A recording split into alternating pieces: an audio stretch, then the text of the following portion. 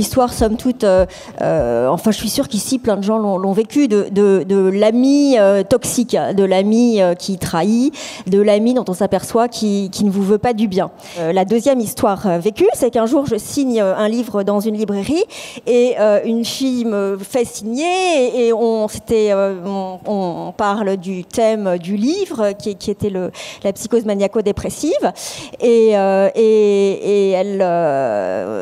me semble assez sympathique. Elle me dit: est-ce que vous pouvez me mettre votre mail pour que voilà. Et après elle me dit le soir: mais vous êtes amoureuse de moi, vous m'avez fait signe pendant cette signature. Si, j'ai bien vu, vous m'avez fait signe. Et je me mets à recevoir 50 mails par jour. Et voilà. Donc c'est ça l'illusion délirante d'être aimé. Et c'est ça le syndrome de Clérambault dont on va parler ensuite. Clérambault était un psychiatre du début du XXe siècle, c'était le maître de Lacan. Et c'est lui qui, le premier, a très bien décrit cette pathologie.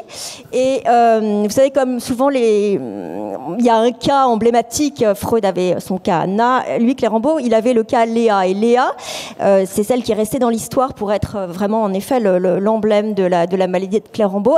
C'était une bourgeoise, plutôt bien, qui s'exprimait très bien, etc., intelligente, etc.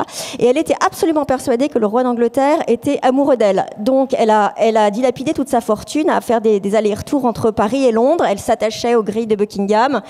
Et dès qu'elle voyait, par exemple, un rideau bouger aux fenêtres du Pollet, elle se disait: ça y est, c'est lui, il m'envoie des messages, il me fait signe. Alors ça a l'air drôle comme ça, mais en fait, l'illusion délirante d'être aimé, je me suis aperçue que ça faisait IDEA, idea, donc idée en anglais. Et c'est d'abord une drôle d'idée, une idée drôle, une idée loufoque, puis une idée fixe, tu m'aimes et je te harcèle, etc.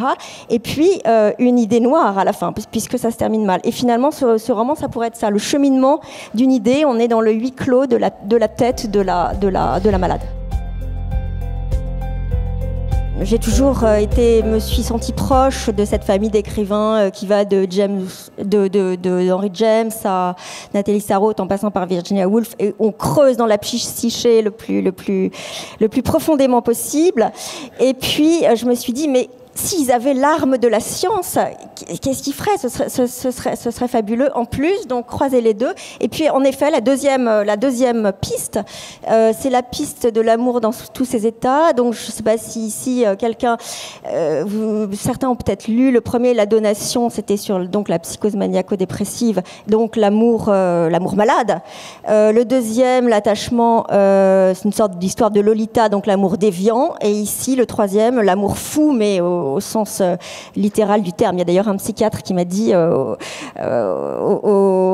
l'issue de notre conversation, je lui ai dit: mais qu'est-ce que vous en déduisez de tout ça ? Et il m'a dit que l'amour fou, c'est tout sauf une figure de style.